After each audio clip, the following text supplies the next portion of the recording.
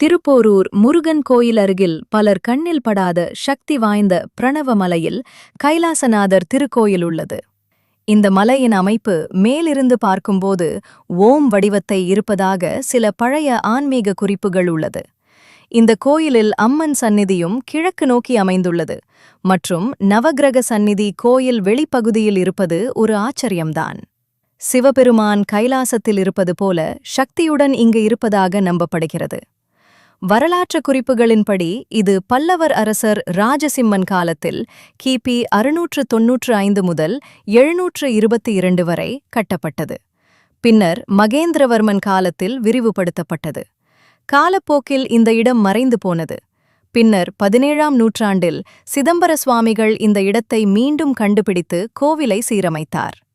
சிதம்பர சுவாமிகள் இந்த சிவன் கோவிலுக்கும் அருகில் இருக்கும் முருகன் கோவிலுக்கும் செல்லும் மறைமுக சுரங்கப் பாதைகள் உருவாக்கினார். அதை இன்றும் பார்க்கலாம். பழைய காலத்தில் அகத்தியர் மற்றும் போகர் சித்தர் போன்ற சித்தர்கள் இந்த மலையில் தியானம் செய்ததாக மரபுகள் கூறுகின்றன. குறிப்பாக இங்கே தியானம் செய்தால் மன அமைதி மற்றும் உள்ளார்ந்த சக்தி அதிகரிக்கும் என்று பலர் அனுபவமாக கூறுகின்றனர். வேலை பிரச்சனை, குடும்ப பிரிவு, மன அழுத்தம் போன்ற பிரச்சனைகள் நீங்க கைலாசநாதர் அருளை பெற பக்தர்கள் பிரணவமலையை 3 பிரதட்சிணம் சுற்றி வழிபடுவது வழக்கமாக உள்ளது.